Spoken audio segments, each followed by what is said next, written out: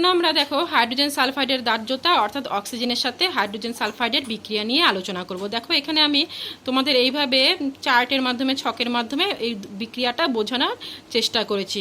তো তার আগে আমরা একটু জেনে নিই যে হাইড্রোজেন সালফাইড কিন্তু দেখো নিজে দাহ্য কিন্তু দহনে সাহায্য করে না। দেখা যায় যে যদি হাইড্রোজেন সালফাইড পূর্ণ কোনো গ্যাস জারে আমরা একটা জ্বলন্ত শলাকা প্রবেশ করাই তাহলে কিন্তু ওই শলাকাটি নিভে যায় আর হাইড্রোজেন সালফাইড গ্যাস নিজে নীল শিখায় জ্বলতে থাকে। এবার হাইড্রোজেন সালফাইডের সাথে অক্সিজেনের বিক্রিয়ায় অর্থাৎ যখন হাইড্রোজেন সালফাইডের দহন ঘটে তখন অক্সিজেনের সাথে বিক্রিয়ায় কি পদার্থ উৎপন্ন হবে সেটা কিন্তু অক্সিজেনের পরিমাণের ওপরে নির্ভর করে। দেখো সেটাই আমি এখানে লিখে রেখেছি। তিনটে ঘটনা ঘটতে পারে। যদি সাধারণ বায়ুতে হাইড্রোজেন সালফাইডের দহন ঘটে তখন কি বিক্রিয়া হবে সেটাও আমরা দেখব।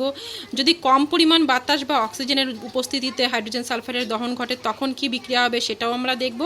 এবং সবশেষে অতিরিক্ত পরিমাণ বাতাস বা অক্সিজেনের উপস্থিতিতে যদি হাইড্রোজেন সালফাইডের দহন ঘটে তখন কি উৎপন্ন হবে সেটাও কিন্তু আমরা আলোচনা করব। তো প্রথমে আমরা দেখে নিই যে সাধারণ বায়ুতে যদি হাইড্রোজেন সালফাইডের দহন ঘটে তখন কি উৎপন্ন হবে। এখানে আমি সেটা তোমাদের সমীকরণের মাধ্যমে বোঝানোর চেষ্টা করছি। ধরো যখন সাধারণ বায়ুতে হাইড্রোজেন সালফাইডের দহন ঘটবে, সাধারণ বায়ুতে যখন হাইড্রোজেন সালফাইডের দহন ঘটছে তখন কি তৈরি হবে? হলুদ রঙের সালফার উৎপন্ন হবে, সাথে সাথে পোড়া বারুদের গন্ধযুক্ত সালফার ডাই অক্সাইড গ্যাস উৎপন্ন হবে এবং জলীয় বাষ্প উৎপন্ন হবে। তাহলে এই সালফারের বর্ণ আমি কি বললাম? হলুদ, অর্থাৎ হলুদ বর্ণের সালফার উৎপন্ন হলো। পোড়া বারুদের গন্ধযুক্ত সালফার ডাই অক্সাইড উৎপন্ন হলো এবং জলীয় বাষ্প উৎপন্ন হলো। এবার দেখো এটাকে আমরা কি করছি, একটু ব্যালেন্স করার চেষ্টা করি। দেখো দুই সাইডে যদি আমরা খেয়াল করি, দুই সাইডে কিন্তু দেখো হাইড্রোজেনের সংখ্যা সমান আছে। অক্সিজেন দেখো এখানে দুটো রয়েছে, এখানে অক্সিজেন আমরা দেখতে পাচ্ছি তিনটে রয়েছে। সালফার দেখো এদিকে একটি দেখতে পাচ্ছি আর এখানে সালফার দুটো রয়েছে। তো আমরা একটু এখানে পরীক্ষা নিরীক্ষা পদ্ধতির মাধ্যমে একটু ব্যালেন্স করার চেষ্টা করি। দেখো আমরা প্রথমে কি করছি, সালফার পরমাণুর সংখ্যা একটু সমান করে দেখি যে পুরো সমীকরণটা আমরা ব্যালেন্স করতে পারি কি না। এখন এখানে দেখো দুটো সালফার রয়েছে, এখানে আমরা দেখতে পাচ্ছি একটি সালফার রয়েছে। তো দু সাইডে আমরা সালফারের সংখ্যা সমান করার জন্য কি করছি, এখানে আমরা 2 বসিয়ে দিই। তাহলে দেখো দুই সাইডে কিন্তু সালফারের সংখ্যা সমান হয়ে গেল, এখানে 2টি আর এখানেও 2টি। যখন এখানে আমরা 2 বসালাম তখন আমরা দেখতে পাচ্ছি এখানে হাইড্রোজেন কটা হয়ে গেল, 4টে হাইড্রোজেন, কিন্তু এখানে আমরা দেখতে পাচ্ছি 2টো হাইড্রোজেন। তাহলে দুই দিকে আমরা হাইড্রোজেনের সংখ্যা সমান করার জন্য এখানে কি করছি, আমরা এখানেও 2 বসাই। এবার যখন এখানে আমরা 2 বসাবো তাহলে দেখো দুই সাইডে হাইড্রোজেনের সংখ্যা সমান হলো, দুই সাইডে সালফারের সংখ্যাও সমান হলো। কিন্তু দেখো এখানে অক্সিজেন আমরা দেখতে পাচ্ছি এখানে 2টো আর এখানে 2টো, মোট 4টে অক্সিজেন, কিন্তু এখানে 2টো অক্সিজেন। তাহলে দুই দিকে আমরা অক্সিজেনের সংখ্যা সমান করার জন্য কি করছি, এখানে আমরা 2 বসিয়ে দিই। এখানে 2 বসালে আমরা দেখতে পাচ্ছি যে এই দিকেও 4টে অক্সিজেন, এখানেও কিন্তু 4টে অক্সিজেন হয়ে গেল। তাহলে দেখলাম এবার সমীকরণটা ব্যালেন্সড হয়েছে কিনা। এখানে দেখতে পাচ্ছি 4টে হাইড্রোজেন, এখানে 4টে হাইড্রোজেন, এখানে 2টো সালফার, এখানে 2টো সালফার, এখানে 4টে অক্সিজেন, এখানে 2টো আর 2টো অক্সিজেন, অর্থাৎ মোট 4টে অক্সিজেন হয়ে গেল ডান পক্ষেও। তাহলে কিন্তু দু সাইডে আমরা দেখতে পাচ্ছি মৌলগুলোর পরমাণুর সংখ্যা সমান হলো, অর্থাৎ এই রাসায়নিক সমীকরণটা কিন্তু ব্যালেন্সড হয়ে গেল। তাহলে সাধারণ বায়ুতে যখন হাইড্রোজেন সালফাইডের দহন হয় তখন হাইড্রোজেন সালফাইড নীল শিখা সহকারে জ্বলবে এবং জ্বলে কি উৎপন্ন হবে, হলুদ বর্ণের সালফার, পোড়া বারুদের গন্ধযুক্ত সালফার ডাইঅক্সাইড এবং জলীয় বাষ্প উৎপন্ন হবে। এবার যখন কম পরিমাণ বাতাস বা অক্সিজেনের উপস্থিতিতে হাইড্রোজেন সালফাইডের দহন হবে তখন কি উৎপন্ন হবে সেটা আমরা একটু দেখে নিই। H2S প্লাস O2 তৈরি হবে কি, হলুদ রঙের সালফার এবং জলীয় বাষ্প। তাহলে এক্ষেত্রে দেখতে পাচ্ছি কি তৈরি হলো, হলুদ বর্ণের সালফার এবং জলীয় বাষ্প। মানে কম পরিমাণ বাতাস বা অক্সিজেনের উপস্থিতিতে যখন হাইড্রোজেন সালফাইডের দহন হবে তখন হাইড্রোজেন সালফাইড নীল শিখা সহকারে জ্বলবে এবং জ্বলে কি উৎপন্ন হবে, হলুদ রঙের সালফার এবং জলীয় বাষ্প। এবার এটাকেও আমরা ব্যালেন্স করার চেষ্টা করি। আমরা দুদিকে দেখতে পাচ্ছি হাইড্রোজেনের সংখ্যা সমান রয়েছে, এইখানে একটা সালফার, এখানেও একটা সালফার রয়েছে, কিন্তু দেখো এখানে 2টো অক্সিজেন, এখানে একটি অক্সিজেন রয়েছে। এবার আমরা দু সাইডে অক্সিজেনের সংখ্যা সমান করার জন্য কি করছি, এখানে আমরা 2 বসিয়ে দিই। এখানে যখন আমরা 2 বসাচ্ছি আমরা দেখতে পাচ্ছি দুই সাইডে কিন্তু অক্সিজেনের সংখ্যা সমান হয়ে গেল। কিন্তু দেখো এবার ডান দিকে কি দেখতে পাচ্ছি, 4টে হাইড্রোজেন, বাঁ দিকে আমরা দেখতে পাচ্ছি 2টো হাইড্রোজেন। এবার দুই দিকে আমরা হাইড্রোজেনের সংখ্যা সমান করার জন্য আমরা কি করছি, এখানে 2 বসিয়ে দিই। এখানে 2 বসালে দেখো দুই দিকে কিন্তু হাইড্রোজেন সংখ্যা, এখানে 4টে হাইড্রোজেন হলো, এখানেও 4টে হাইড্রোজেন হলো।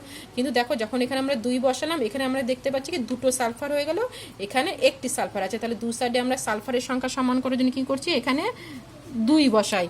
এবার 2 বসালে আমরা দেখতে পাচ্ছি কি এখানে 4টে হাইড্রোজেন, এখানেও 4টে হাইড্রোজেন, এখানে 2টো সালফার, এখানে 2টো সালফার, এখানে 2টো অক্সিজেন এবং এখানেও 2টো অক্সিজেন। তাহলে সমীকরণটি ব্যালেন্সড হয়ে গেল।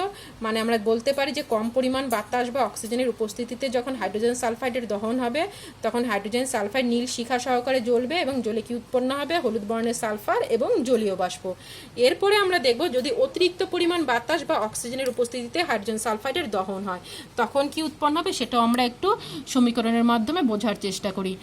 H2S প্লাস O2 তৈরি হবে কি, পোড়া বারুদের গন্ধযুক্ত সালফার ডাই অক্সাইড গ্যাস এবং জলীয় বাষ্প। এক্ষেত্রেও দেখো আমরা ব্যালেন্স করার চেষ্টা করছি। এখানে দেখো আমরা কি দেখতে পাচ্ছি, 2টো হাইড্রোজেন, 2টো হাইড্রোজেন, 1টি সালফার, 1টি সালফার, কিন্তু এখানে 2টো অক্সিজেন, এখানে 2 আর একে 3টে অক্সিজেন। দেখতে পাচ্ছি দুই দিকে কিন্তু আমরা অক্সিজেনের পরিমাণ সমান, অক্সিজেনের সংখ্যাটা সমান নয়। এবার আমরা দুই সাইডে অক্সিজেনের সংখ্যা সমান করার চেষ্টা করছি। দেখো এখানে 2 আর একে 3 রয়েছে, এখানে 2টো অক্সিজেন রয়েছে। তাহলে এটাকে আমরা কিভাবে ব্যালেন্স করব, এখানেও আমরা পরীক্ষা নিরীক্ষা পদ্ধতির মাধ্যমে ব্যালেন্স করার চেষ্টা করছি। দেখো এখানে যদি আমরা জোড় সংখ্যায় কোনোভাবে অক্সিজেনের সংখ্যাটা আনতে পারি, মানে জোড় যুগ্ম সংখ্যায় অক্সিজেনের সংখ্যাটা আনতে পারি, তাহলে কিন্তু এখানে আমরা কোনো সংখ্যা বসিয়ে গুণ করে দুই সাইডে অক্সিজেনের পরিমাণ সংখ্যাটা সমান করতে পারি। তো দেখো এখানে 2 রয়েছে, তো এখানে যদি আমরা 2টো অক্সিজেন আনতে পারি, তাহলে এইদিকে ডান দিকে কয়টা হবে, 4টে অক্সিজেন হয়ে যাবে। তো তার জন্য আমরা সেটাই করার জন্য কি করছি, এখানে 2 বসিয়ে দিই। এখানে যখন আমরা 2 বসাচ্ছি, তাহলে দেখো এখানে দেখতে পাচ্ছি 2 আর 2 মোট 4টে অক্সিজেন রইলো। কিন্তু এখানে দেখতে পাচ্ছি 2টো অক্সিজেন। তাহলে দুই সাইডে আমরা অক্সিজেনের সংখ্যা সমান করার জন্য কি করব, এখানে ডান দিকে যেহেতু 4টে অক্সিজেন, এখানে 2টো অক্সিজেন, বাদ দিকে তাহলে বাদ দিকেও আমরা 4টে অক্সিজেন আনার জন্য কি করছি, এখানে 2 বসাই। এখানে 2 বসালে আমরা দেখতে পাচ্ছি দুই সাইডে কি হচ্ছে, অক্সিজেনের সংখ্যা কিন্তু, অক্সিজেন পরমাণুর সংখ্যা কিন্তু দুদিকেই সমান হয়ে যাচ্ছে। কিন্তু দেখো যখন আমরা এখানে 2 বসালাম, তখন হাইড্রোজেন কটা হয়ে গেল, 4টে হাইড্রোজেন হয়ে গেল। কিন্তু দেখো এখানে 2টো হাইড্রোজেন রয়েছে। তাহলে দুই সাইডে আমরা হাইড্রোজেনের সংখ্যা সমান করার জন্য কি করব, এখানেও আমাদের কি বসাতে হবে, 2 বসাতে হবে। যদি আমরা 2 বসাই, তাহলে এখানে দেখতে পাচ্ছি 4টে হাইড্রোজেন, এখানেও কিন্তু 4টে হাইড্রোজেন হচ্ছে। কিন্তু দেখো যখন এখানে আমরা 2 বসালাম বাঁ দিকে H2S এর আগে, তখন আমরা এখানে কি হয়ে গেল, 2টো সালফার হয়ে গেল। কিন্তু ডান দিকে দেখতে পাচ্ছি আমরা 1টি সালফার। তাহলে এখানে আমরা কি করছি, 2 বসাই, যাতে দুই দিকেই বাম পক্ষ এবং ডান পক্ষ দুই সাইডেই যাতে সালফারের সংখ্যা সমান আসে। এবার আমরা দেখতে পাচ্ছি এখানে 2টো সালফার, এখানেও 2টো সালফার। কিন্তু যখন আমরা এখানে সালফার পরমাণুর সংখ্যা সমান করার জন্য যখন আমরা সালফার ডাইঅক্সাইডের আগে 2 বসালাম, তখন কিন্তু দেখো অক্সিজেন ডান দিকে কতগুলো হয়ে গেল, অক্সিজেনের দিকে দেখলাম 2 2 4 আর 2, মানে মোট 6টা অক্সিজেন হলো। 2 2 4, এখানে 4টে অক্সিজেন আর এখানে 2, মোট 6টা অক্সিজেন হলো। কিন্তু বাঁ দিকে আমরা দেখতে পাচ্ছি কি 4টে অক্সিজেন আছে। তাহলে ডান দিকে 6টা অক্সিজেন, বাঁ দিকে 4টে অক্সিজেন। এই দুই সাইডে অক্সিজেনের সংখ্যা সমান করার জন্য আমাদের কি করতে হবে, আমাদের বাঁ দিকেও 6টা অক্সিজেন আনতে হবে। বাঁ দিকে যদি আমাদের 6টা অক্সিজেন আনতে হয়, তাহলে এখানে আমরা কি করব, 2 এর বদলে কি বসাবো, 2 এর বদলে আমরা বসাবো হচ্ছে 3। যদি আমরা 2 এর বদলে এখানে 3 বসাই, তাহলে দেখো কি হবে, তাহলে দেখো 3 2 6, এখানে 6টা অক্সিজেন, এখানে 2 2 4 আর 2, মানে হচ্ছে মোট 6টা অক্সিজেন হয়ে গেল। এবার দেখি আমরা পুরো সমীকরণটা ব্যালেন্সড হয়েছে কিনা। 4টে হাইড্রোজেন, 4টে হাইড্রোজেন, 2টো সালফার, 2টো সালফার, 3 2 6, 6টা অক্সিজেন, এখানে 2 2 4 আর 2, মোট 6টা অক্সিজেন হয়ে গেল। তাহলে দেখলাম যে এই সমীকরণটা কিন্তু পুরো ব্যালেন্সড হয়ে গেল। তাহলে এই যে আমরা দেখতে পাচ্ছি এখানে হাইড্রোজেন সালফাইডের সাথে অক্সিজেনের বিক্রিয়া, দেখো এটা কিন্তু 3টে কন্ডিশন রয়েছে। সেটাই কিন্তু এইভাবে আমি তোমাদের চার্টের মাধ্যমে বোঝানোর চেষ্টা করেছি। যখন সাধারণ বায়ুতে হাইড্রোজেন সালফাইডের দহন হয়, তখন কি হচ্ছে, হাইড্রোজেন সালফাইড নীলশিখা সহকারে জ্বলে হলুদ বর্ণের সালফার এবং পোড়া বারুদের গন্ধযুক্ত সালফার ডাইঅক্সাইড এবং জলীয় বাষ্প উৎপন্ন করবে। যখন কম পরিমাণ বাতাস বা অক্সিজেনের উপস্থিতিতে হাইড্রোজেন সালফাইডের দহন হয়, তখন কি উৎপন্ন হয় সেটাও আমি বলেছি। এবং যখন অতিরিক্ত পরিমাণ বাতাস বা অক্সিজেনের উপস্থিতিতে হাইড্রোজেন সালফাইডের দহন হয়, তখন কি উৎপন্ন হয় সেটাও কিন্তু আমি এখানে বোঝানোর চেষ্টা করেছি। আশা করি তোমরা এই ভিডিওটি দেখলে অক্সিজেনের সাথে হাইড্রোজেন সালফাইডের দহনে কি হবে, অক্সিজেনের মধ্যে হাইড্রোজেন সালফাইডের দহনে কি উৎপন্ন হবে, সেটা ভালোভাবে বুঝতে পারবে। কেমন?